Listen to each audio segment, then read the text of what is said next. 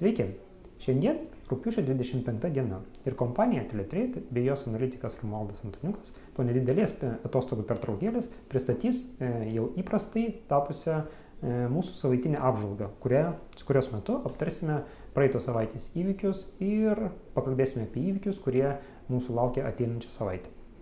Taigi, praeitą savaitę, ko gero svarbiausias akcentas turėtų būti skiriamas praėjusį penktadienį Janet Yellen pasisakymą. JAV Centrinio banko vadovė pakomentavo per savaitę susikaupusius ekonominius įvykius ir sakė savo nuomonę dėl Centrinio banko monetarinės politikos. Trumpai, drūtai kalbant, jinai leido suprasti rinkoms, kad dėl gerėjančios situacijos tiek būsto, tiek darbo rinkoje galime tikėtis, kad JAV reguliatorius palūkanų normų kėlimo programą paankstins. Kitaip tariant, palūkanų norma anot Janet Yellen gali būti didinama ženkliai anksčiau, negu kad buvo planuota iki šiol. Ir tai sukėlė tikrą furorą rinkoje, dėl ko dolerio kursas praktiškai visų valiutų atžvilgių stipriai pašoko. Kasgi mūsų laukia po šitų įvykių? Ko gero, realu tikėtis, kad rinkos dalyviai norės įsitikinti, ar iš tikrųjų situacija JAV ekonomika yra tiek gera, kad doleris turėtų būti toks stiprus arba kad jis galėtų augti toliau. Todėl labai svarbu ateinančią savaitę stebėti, ar iš tikrųjų finansiniai rodikliai iš JAV patvirtins JAV Centrinio banko vadovės poziciją, kad iš tikrųjų situacija JAV rinkoje yra pakankamai gera tam, kad paankstinti palūkanų normos didinimą.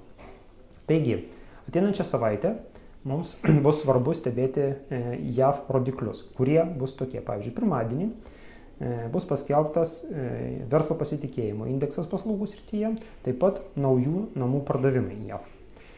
Antradienį išeis visas paketas JAV statistikos, iš kurių, ko gero, svarbiausia bus JAV ilgalaikio vartojimo prekių užsakymai bei būstų kainų indeksas.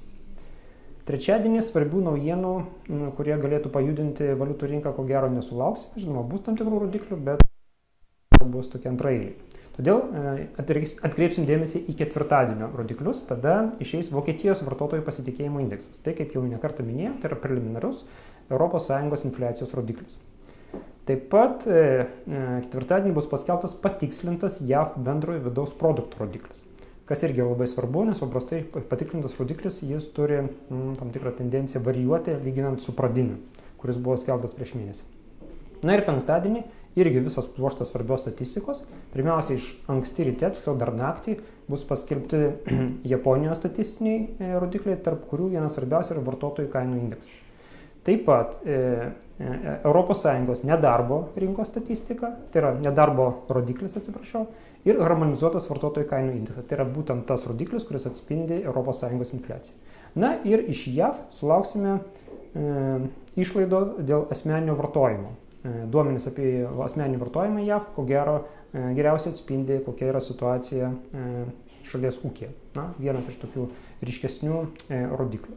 Tai tokia yra visuma pagrindinių rodiklių, kurios reikėtų atsižvelgti ateinančią savaitę.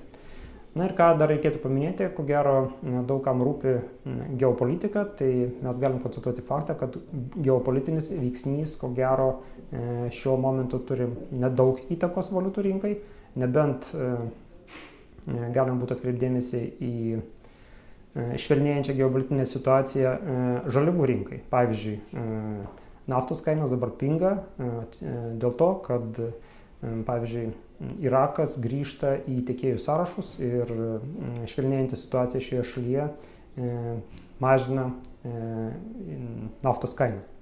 Kas dėl valiutų rinkos, kol kas jinai neturi indikatoriaus iš geopolitinės pusės, kuris stipriai galėtų ją pajudinti. Tai, ko gero, tiek svarbesnių akcentų ir norėtumėm palinkėti mūsų klientams bei tie žmonėms, kurie ketina jais tapti, sėkmingų sandorių.